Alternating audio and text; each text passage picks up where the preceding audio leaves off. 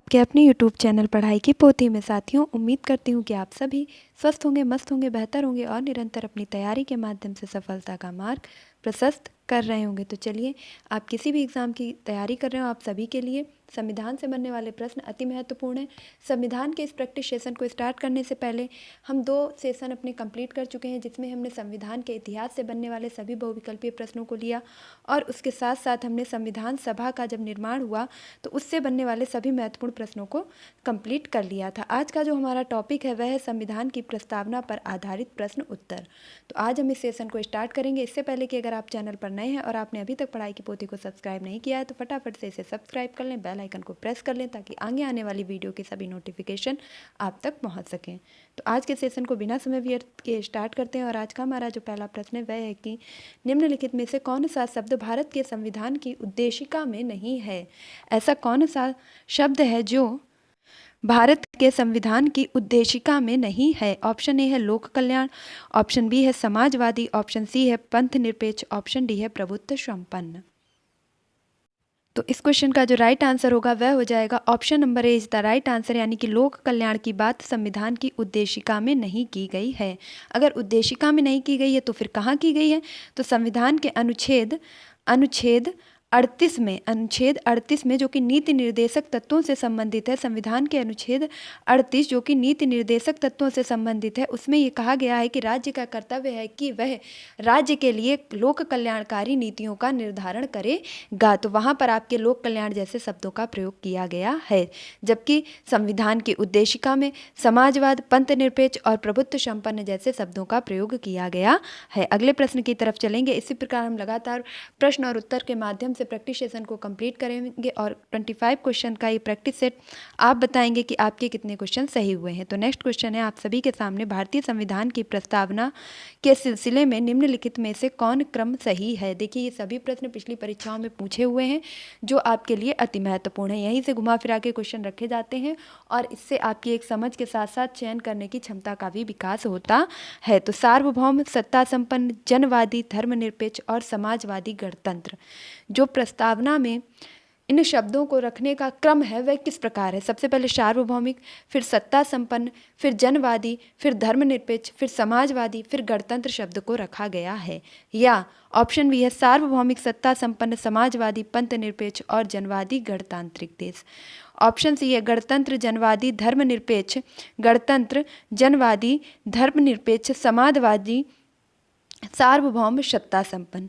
Option D है सार्वभौम, सत्ता संपन्न, समाजवादी, जनवादी, धर्मनिरपेक्ष, गणतंत्र। तो ये चीज़ आप तभी कर पाएंगे जब आपने संविधान की प्रस्तावना को कभी इससे पहले पढ़ रखा होगा। तो उसका जो सही क्रम है वह आपको बताना चाहूँगी कि इस क्वेश्चन का जो राइट आंसर होगा option number B is the right answer, यानी कि सार्वभौमिक, सत्ता संपन्न, समाजवादी, धर्मनिरपेक्ष और जनवादी गणतंत्र जैसे शब्दों को क्रमशः प्रयोग किया गया है संविधान की प्रस्तावना में। तो option number B is the right answer. ये बहुत ही अपने आप में एक टिपिकल क्वेश्चन हो जाएगा। अगर आपने इससे पहले संविधान की प्रस्तावना को नहीं पढ़ा है तो इसे करना बहुत ही ज़्यादा कंफ्यूजिंग और चैलेंजिंग भरा हो सकता है। आई होप कि आपका ये क्वेश्चन जरूर राइट हुआ होगा। नेक्स्ट क्वेश्चन देखते हैं और अगला प्रश्न आप सभी के सामने है कि 42वें संविधान संशोधन अधिनियम 1976 द्वारा प्रस्तावना में किस शब्द को नहीं जोड़ा गया। 42वां संविधान संशोधन कब हुआ था? तो वर्ष 1976 में हुआ था, जिसे क्या कहते हैं? तो जिसे हम लघु संविधान के नाम से भी जानते हैं। लघु संविधान की संज्ञा किसे दी गई थी? तो 42वें संविधान संशोधन को लघु संविधान की संज्ञा दी गई थी क्योंकि इसमें सबसे ज़्यादा संशोधन किए गए थे। तो इसके तहत जो 3 शब्द प्रस्तावना में जोड़े गए थे उनमें से एक शब्द नहीं है। तो पहला आपका धर्मनिरपेक्ष, दूसरा है समाजवादी, तीसरा है गुटनिरपेक्ष और चौथा है एकता और अखंडता। तो इस क्वेश्चन का जो राइट आंसर होगा वह हो जाएगा option number C is the right answer. देखिए, संविधान की प्रस्तावना में 42वां संविधान संशोधन करने के बाद जो 3 शब्द जोड़े गए थे वह थे धर्मनिरपेक्ष, समाजवाद, अखंडता और एकता। ये शब्द जोड़े गए थे लेकिन गुटनिरपेक्ष जैसा शब्द नहीं जोड़ा गया था। अगले प्रश्न की तरफ चलते हैं और नेक्स्ट क्वेश्चन है कि भारतीय संविधान की प्रस्तावना के बारे में कौन सा कथन सही है? भारतीय संविधान की प्रस्तावना के बारे में कौन सा कथन सही है? ऑप्शन ए है उक्त शब्द 1885 में संशोधन द्वारा जोड़े गए, मतलब जो भी शब्द हैं वह 1885 के संशोधन के द्वारा जोड़े गए। उक्त शब्द संविधान की प्रस्तावना के अंग नहीं है। ऑप्शन सी है समाजवादी धर्मनिरपेक्ष शब्द 1950 में लागू संविधान के अंग थे। देखिए, अगर ये संविधान लागू होने के समय उसके अंग होते तो 42वां संविधान संशोधन करने की जरूरत ही नहीं पड़ती। तो 42वां संविधान संशोधन के द्वारा इन 3 शब्दों को जोड़ा गया, इसलिए 1950 को तो लागू हुए संविधान के अंग नहीं थे। ऑप्शन डी हो जाएगा, उक्त शब्द 1976 के संविधान संशोधन द्वारा जोड़े गए। तो बिल्कुल सही है, option number D is the right answer कि समाजवाद, पंथनिरपेक्ष और अखंडता जैसे तीनों शब्दों को 42वें संविधान संशोधन 1976 के द्वारा जोड़ा गया था। चलते हैं नेक्स्ट क्वेश्चन की तरफ, और अगला प्रश्न है कि संविधान ने किस प्रकार के लोकतंत्र को अपनाया है? संविधान ने किस प्रकार के लोकतंत्र को अपनाया है? ऑप्शन ए है लोकतांत्रिक गणतंत्र, ऑप्शन बी है संवैधानिक राजतंत्र, ऑप्शन सी है वंशानुगत लोकतंत्र और ऑप्शन डी है लोकतांत्रिक राजतंत्र। तो देखिए, संवैधानिक राजतंत्र की संविधान के अनुसार एक राजा शासन करेगा, बिल्कुल नहीं। वंशानुगत लोकतंत्र, एक व्यक्ति आज प्रधानमंत्री है, उसके ना रहने पर उसका बेटा प्रधानमंत्री बनेगा, ऐसा भी नहीं है। लोकतांत्रिक राजतंत्र, तो राजतंत्र बिल्कुल भी नहीं है। राजतंत्र यहाँ भी गलत है, यहाँ भी गलत है, वंशानुगत है इसलिए ये भी गलत है। तो आपके क्वेश्चन का राइट आंसर क्या होगा? Option number A is the right answer, यानी कि लोकतांत्रिक गणतंत्र के रूप में भारतीय संविधान की व्याख्या की गई है। तो option number A is the right answer. अगले प्रश्न की तरफ चलते हैं, और नेक्स्ट क्वेश्चन दिया गया है कि भारतीय संविधान की प्रस्तावना के अनुसार भारत के शासन की सर्वोच्च सत्ता किसमें निहित है? जो भारत में शासन की सर्वोच्च सत्ता है वह किसमें निहित है? ऑप्शन ए है संसद में, बी है जनता में, सी है मतदाता में, ऑप्शन डी है राष्ट्रपति में। तो भारतीय संविधान की जो सबसे बड़ी शक्ति किसे कहा गया है, आधार किसे कहा गया है, और भारतीय संविधान की सर्वोच्च सत्ता किसे कहा गया है, यदि ये प्रश्न आपसे पूछे जाएं तो इन सभी के बदले में एक ही उत्तर आएगा कि भारत की जनता को ही भारतीय संविधान का क्या कहा गया है, सर्वोच्च सत्ता निहित माना गया है। तो option number B is the right answer. अगले प्रश्न की तरफ चलेंगे, और नेक्स्ट क्वेश्चन है कि 42वें संविधान संशोधन के द्वारा निम्नलिखित में से कौन सा शब्द जोड़ा गया? 42वें संविधान संशोधन के द्वारा निम्नलिखित में से कौन सा शब्द जोड़ा गया? ऑप्शन ए है लोकतांत्रिक, बी है न्याय, सी है समाजवादी, डी है राजनीतिक। अभी अभी हम चर्चा कर रहे थे कि 42वें संविधान संशोधन 1976, 42वें संविधान संशोधन 1976 के द्वारा क्या किया गया था? समाजवाद, पंथनिरपेक्ष और अखंडता जैसे 3 शब्दों को जोड़ा गया था। तो यहाँ पर राइट आंसर क्या हो जाएगा? कौन सा शब्द जोड़ा गया था? Option number C is the right answer. अगले प्रश्न की तरफ चलते हैं, और नेक्स्ट क्वेश्चन है कि भारतीय संविधान की प्रस्तावना में वर्णित लोकतंत्र को किस रूप में स्वीकार किया गया? जो भारतीय संविधान की प्रस्तावना में लोकतंत्र शब्द का वर्णन किया गया है उसे किस रूप में स्वीकार किया गया है? ऑप्शन ए है राजनीतिक राजतंत्र, ऑप्शन बी है आर्थिक लोकतंत्र, ऑप्शन सी है सामाजिक राजतंत्र और ऑप्शन डी है उपर्युक्त सभी।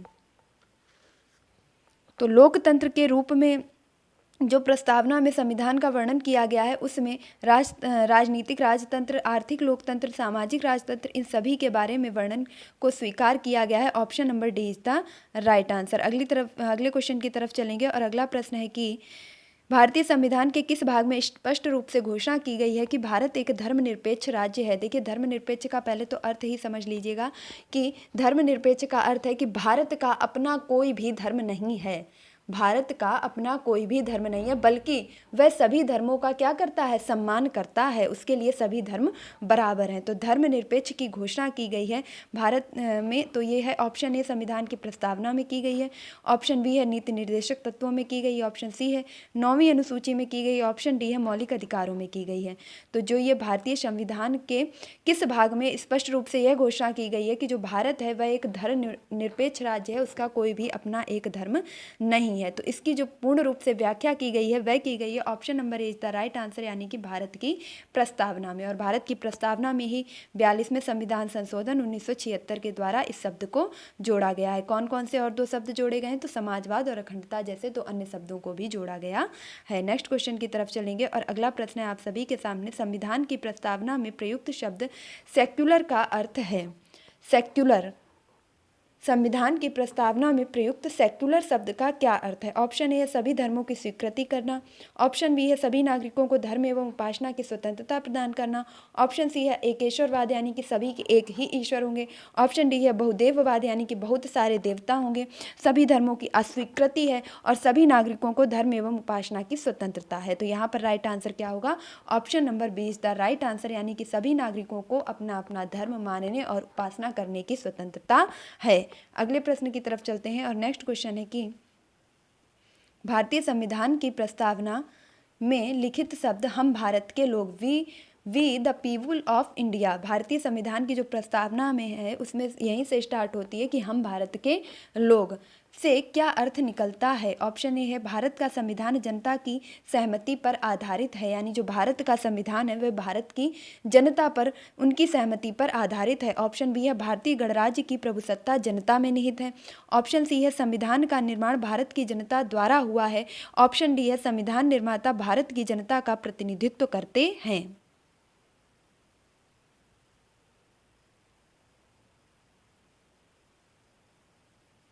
तो इस क्वेश्चन का जो राइट आंसर होगा वह हो जाएगा option number C is the right answer, यानी कि संविधान का निर्माण भारत की जनता द्वारा हुआ है।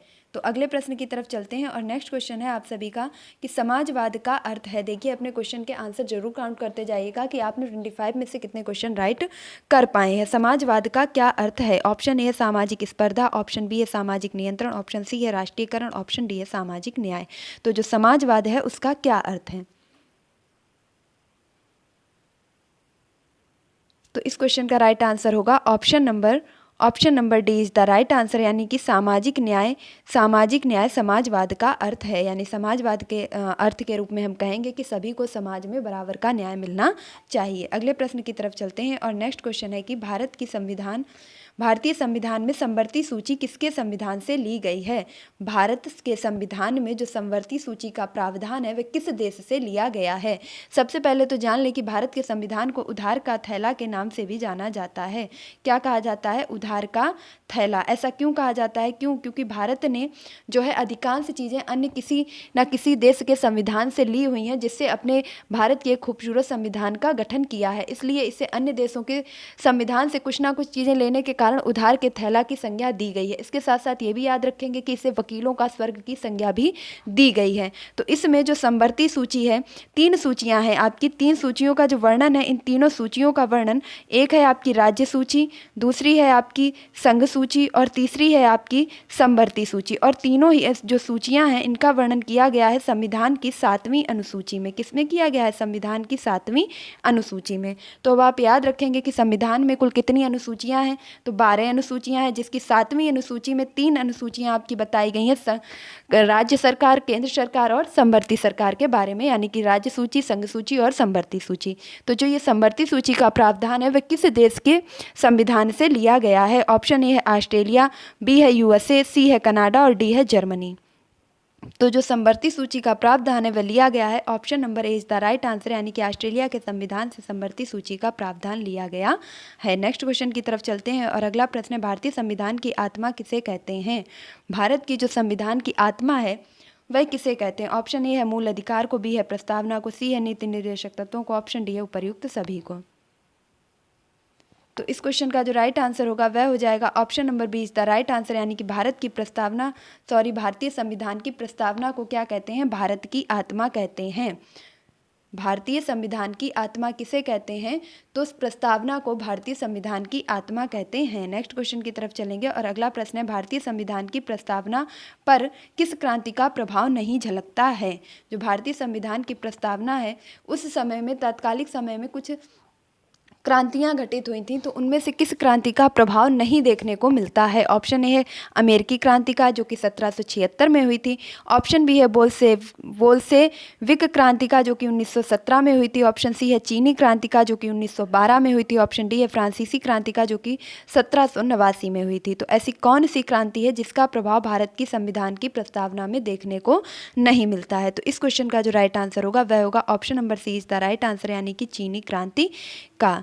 तो यहाँ पर आप याद रखेंगे कि फ्रांसीसी क्रांति का बहुत ज़्यादा प्रभाव भारत के प्रस्तावना पर देखने को मिलता है, क्योंकि उसमें जो भ्रातृत्व और बंधुत्व जैसे शब्दों का प्रयोग किया गया है ये सभी फ्रांसीसी क्रांति से ही लिए गए हैं। अगले प्रश्न की तरफ चलते हैं और नेक्स्ट क्वेश्चन है कि संविधान के अंतर्गत भारतीय लोकतंत्र के आदर्शों को हम कहाँ देख सकते हैं। जो भारतीय संविधान के अंतर्गत लोकतंत्र के आदर्श हैं उनको हम कहाँ देख सकते हैं। संविधान के भाग 1 में, जो कि किससे संबंधित है, तो यह संबंधित है आपके राज्य एवं संघ से। किससे संबंधित है? राज्य एवं संघ से, यानी कि भारत में कुल कितने राज्य होंगे और कुल कितने केंद्र शासित प्रदेश होंगे, उनका वर्णन किसमें किया गया है? भाग 1 में किया गया है। जो कि वर्तमान में कितने राज्य हैं? तो 28 राज्य हैं और 8 केंद्र शासित प्रदेश हैं। भाग 3 में, तो भाग 3 में क्या वर्णित किया गया है? मौलिक अधिकारों का वर्णन किसमें किया गया है? मौलिक अधिकारों का वर्णन भाग 3 में किया गया है। यदि अनुच्छेद पूछ लिया जाए तो अनुच्छेद 12 से लेकर के 35 तक मौलिक अधिकारों का वर्णन किया गया है। अनुच्छेद 4 की बात की जाए तो अनुच्छेद 4 में आपके नीति निर्देशक तत्वों का वर्णन किया गया है। अब आपसे ये पूछा गया है कि हम लोकतंत्र के जो आदर्श हैं उनका वर्णन कहाँ देखने को हमें मिलता है या प्रस्तावना में देखने को मिलता है। तो इस क्वेश्चन का जो राइट आंसर होगा वह हो जाएगा option number D is the right answer, यानी कि भारतीय संविधान की प्रस्तावना में हमें भारत के संविधान के लोकतंत्र आदर्शों को देख सकते हैं। अगले प्रश्न की तरफ चलते हैं और नेक्स्ट क्वेश्चन है कि भारतीय संविधान का प्राधिकार स्रोत है। भारतीय संविधान का प्राधिकार स्रोत कौन सा है? ऑप्शन ए है भारत के लोग, बी है सर्वोच्च न्यायालय, सी है सरकार और डी है राष्ट्रपति। तो भारतीय संविधान का जो सबसे ज़्यादा आधिकारिक स्रोत है वह कौन है? तो option number A is the right answer, यानी कि भारत के लोग। चलते हैं अगले क्वेश्चन की तरफ और नेक्स्ट क्वेश्चन है कि भारतीय संविधान के किस भाग को उसकी आत्मा की आख्या प्रदान की गई है? भारतीय संविधान के किस भाग को उसकी आत्मा की आख्या प्रदान की गई है? ऑप्शन ए है सभी संविधान के जो इतने अनुच्छेद दिए गए हैं उन्हें, बी है प्रस्तावना को, सी है मौलिक अधिकारों को और डी है राज्य के नीति निर्देशक तत्वों को। हमने ये क्वेश्चन अभी इसी सेशन में पहले भी डिस्कस किया है, तो आई होप कि आप इसका आंसर बहुत ही आसानी से कर पाएंगे। तो इस क्वेश्चन का राइट आंसर क्या होगा? Option number B is the right answer, यानी कि भारत के संविधान में जो प्रस्तावना है, भारतीय संविधान की प्रस्तावना को ही संविधान की आत्मा की आख्या दी गई है। अगले प्रश्न की तरफ चलते हैं और नेक्स्ट क्वेश्चन है कि संविधान निर्माताओं ने किस पर विशेष ध्यान दिया था? जो संविधान निर्मात्री सभा बनी थी उसने सबसे अधिक जो है ध्यान किस पर दिया था? देखिए, संविधान सभा से जितने भी बहुविकल्पीय क्वेश्चन निकल सकते थे वो सभी पहले के प्रैक्टिस सेशन में कंप्लीट किए जा चुके हैं। अगर आपने उसे नहीं देखा है तो आप प्ले लिस्ट में जा करके एक एक प्रैक्टिस सेशन को ज्वाइन कर सकते हैं। अभी तक मोस्टली 2 से 3 ही प्रैक्टिस सेट करवाए हैं, तो आप आसानी से वहाँ से अपनी प्रैक्टिस कंप्लीट कर सकते हैं और उसके बाद इस सेशन से कंटिन्यू जुड़े रहिए। तो ऑप्शन ए है कि संविधान निर्माताओं ने सबसे अधिक जो ध्यान दिया था वह मौलिक अधिकारों पर दिया था, या नीति निर्देशक तत्वों पर दिया था, या प्रस्तावना पर दिया था, या मूल कर्तव्यों पर दिया था। तो फटाफट से आप अपने उत्तर का सही चयन करेंगे। यहाँ पर जो राइट आंसर होगा वह हो जाएगा option number C is the right answer, यानी कि भारत की जो संविधान निर्मात्री सभा थी, जब संविधान सभा का गठन किया गया था तो उन्होंने सबसे ज़्यादा ध्यान किस पर दिया था? भारतीय संविधान की प्रस्तावना पर दिया था। यह प्रस्तावना किसके आधार पर बनी थी? यदि यह प्रश्न पूछ लिया जाए तो आप याद रखेंगे कि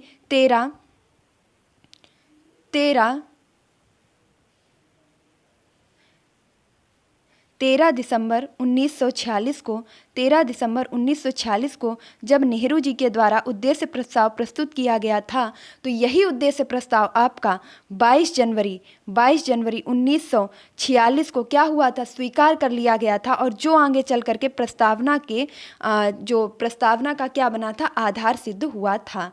तो ये प्रस्तावना का आधार क्या था? तो उद्देश्य प्रस्ताव था, जो कि नेहरू जी के द्वारा 13 दिसंबर 1946 को संविधान सभा की तृतीय बैठक में प्रस्तुत किया गया था, जिसे मान्यता कब मिली थी? तो ये 22 जनवरी 1946 को मिली थी। तो ये क्वेश्चन भी आप याद रखेंगे। अगले प्रश्न की तरफ चलते हैं और नेक्स्ट क्वेश्चन है कि भारत को गणतंत्र क्यों कहा जाता है? गणतंत्र का अर्थ क्या है? तो गण और तंत्र, गण माने होता है लोग और तंत्र माने किसी का समूह। तो भारत को गणतंत्र क्यों कहा जाता है, इसकी व्याख्या आप किस प्रकार से देखेंगे? ऑप्शन ए है इसकी विधानमंडल की अधिकतम संख्या जनता द्वारा प्रत्यक्ष रूप से चुनी जाती है। ऑप्शन बी है यह राज्यों का एक संघ है। ऑप्शन सी है भारतीय नागरिक मूलभूत अधिकारों का उपयोग करती है। और ऑप्शन डी है यहाँ राज्य का मुख्य निर्धारित अवधि के लिए निर्वाचित होता है। यहाँ राज्य का जो प्रमुख है वह निर्धारित अवधि के लिए निर्वाचित होता है। तो यहाँ पर जो आपका राइट आंसर होगा वह यही हो जाएगा, यानी कि option number D is the right answer. अब इसे समझ लीजिएगा कि गणतंत्र का अर्थ क्या होता है। गणतंत्र का अर्थ होता है कि किसी मुखिया का, किसी प्रमुख का क्या होना, निर्वाचित होना। क्या होना, निर्वाचित होना। निर्वाचित का मतलब है वोटिंग होना, ना कि नियुक्त होना। नियुक्त होने और निर्वाचित होने में अंतर है। नियुक्ति का मतलब होता है कि वोटिंग नहीं की गई है और हमें अपने विवेक से जो भी अच्छा लगा हमने उसे उस पद पर आसीन कर दिया। जबकि निर्वाचित में क्या होगा कि सभी लोग अपनी जो है अपने वोटिंग के द्वारा उस व्यक्ति को उस पद तक पहुंचाएंगे। तो आप याद रखेंगे कि गणतंत्र का अर्थ है कि वंशानुगत शासन ना होना। सीधे से आप याद रखेंगे, जैसे राजा का पुत्र राजा नहीं होगा, बल्कि चुनाव के द्वारा ही राष्ट्रपति, प्रधानमंत्री इत्यादि पदों का क्या होगा, सृजन किया जाएगा। तो गणतंत्र का अर्थ क्या है कि वंशानुगत शासन ना होना और राज्य के प्रमुख का निर्धारित अवधि के लिए निर्वाचित होना। अगले प्रश्न की तरफ चलते हैं और नेक्स्ट क्वेश्चन है कि भारतीय संविधान की प्रस्तावना में कौन सा नाम उल्लिखित है। भारतीय संविधान की जो प्रस्तावना है उसमें प्रस्तावना में देश का कौन सा नाम उल्लिखित है, मतलब हमारे देश का कौन सा नाम उसमें लिखा गया। ऑप्शन ए भारत तथा इंडिया, बी है हिंदुस्तान और भारतवर्ष, सी है भारत और भारतवर्ष, डी है भारत और हिंदुस्तान। तो इस क्वेश्चन का जो राइट आंसर होगा वह हो जाएगा option number A is the right answer, यानी कि भारत और इंडिया का जो जिक्र है वह भारत के संविधान की प्रस्तावना में किया गया है कि भारत अर्थात इंडिया जो कि राज्यों का संघ है। इस प्रकार से प्रस्तावना में लिखा गया है। तो भारत के लिए किन शब्दों का प्रयोग किया गया है, भारत एवं इंडिया जैसे शब्दों का प्रयोग किया गया है। और अगला प्रश्न आप सभी के सामने है कि भारतीय संविधान किसके द्वारा स्वीकृत है। ऑप्शन ए है प्रथम निर्वाचित सरकार के द्वारा, भारत की जनता के द्वारा, संविधान सभा के द्वारा, भारत की संसद के द्वारा। तो जो भारतीय संविधान है उसे किसके द्वारा स्वीकृति प्रदान की गई है, स्वीकृत किया गया है। तो इस क्वेश्चन का जो राइट आंसर होगा, आई होप कि आपने अभी तक अपने उत्तर का चयन जरूर कर लिया होगा।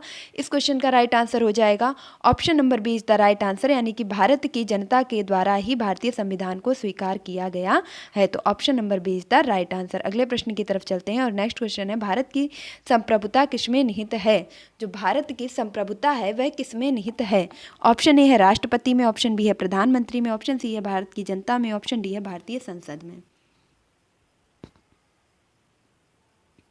तो यहाँ पर राइट आंसर क्या होगा, जो भारत की संप्रभुता है वह किसमें निहित है, भारत की जनता में। Option number C is the right answer. देखिए यहाँ डी पर हो गया, आप याद रखेंगे option number C is the right answer. Next question की तरफ चलते हैं और अगला प्रश्न है कि भारत संविधान कब अंगीकार किया गया था। जो भारतीय संविधान है उसे कब अंगीकार किया गया था।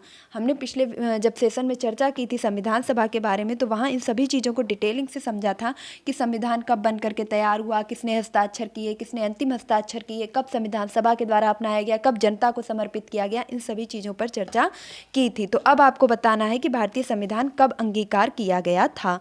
ऑप्शन ए है 31 दिसंबर 1949 को, 26 जनवरी 1950 को, 26 जनवरी 1949 को, 26 नवंबर 1949 को। तो यहाँ पर आप अपने उत्तर का सही चयन करेंगे और आपका जो आंसर राइट होगा वह हो जाएगा option number D is the right answer.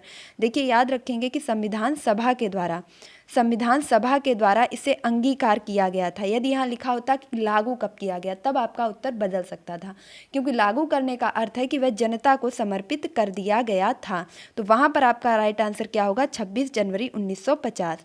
तो संविधान बनकर के जब तैयार हुआ था तो संविधान सभा के द्वारा इसे कब अंगीकार किया गया था, कब अपनाया गया था, तो 26 नवंबर 1949 को। और इसीलिए आज भी हम 26 नवंबर को विधि दिवस या कानून दिवस के रूप में सेलिब्रेट करते हैं, मनाते हैं। तो विधि दिवस या कानून दिवस कब मनाते हैं ये भी याद रखेंगे।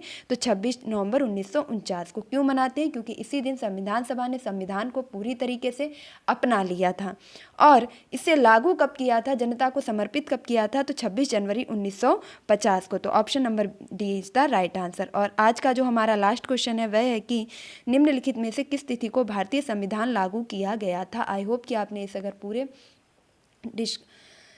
जो भी आपकी व्याख्या दी गई है इस डिस्क्रिप्शन को अच्छे से समझा होगा, तो आप इसका आंसर जरूर कर पाएंगे कि भारतीय संविधान को किस तिथि को लागू किया गया था। ऑप्शन ए है 26 जनवरी 1950 को, बी है 26 जनवरी 1949 को, 26 नवंबर 1949 को, डी है 31 दिसंबर 1949 को। तो यहाँ पर राइट आंसर क्या होगा, यहाँ पर आपका राइट आंसर हो जाएगा option number B is the right answer, यानी कि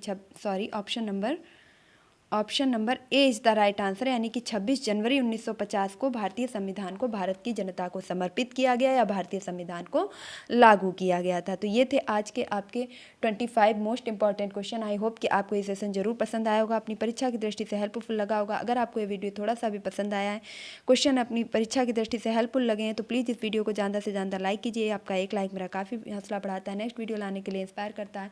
और अगर आपने अभी तक पढ़ाई की पोथी को सब्सक्राइब नहीं किया है तो क्या कर रहे हैं, फटाफट से इसे सब्सक्राइब कीजिए, बेल आइकन को प्रेस कीजिए ताकि आगे आने वाली वीडियो की सभी नोटिफिकेशन आप तक पहुंच सके। और इस वीडियो को ज़्यादा से ज़्यादा शेयर कीजिए ताकि सभी लोग इसको देख करके प्रैक्टिस के माध्यम से अपनी तैयारी को और भी ज़्यादा बेहतर बना सकें। मिलती हूँ अपने नेक्स्ट वीडियो में, तब तक के लिए खुश रहिए, मस्त रहिए, पढ़ाई में निरंतरता बनाए रखिए, अपने माता पिता गुरुजनों का सम्मान कीजिए और प्लीज़ पढ़ाई की पोथी को सपोर्ट कीजिए।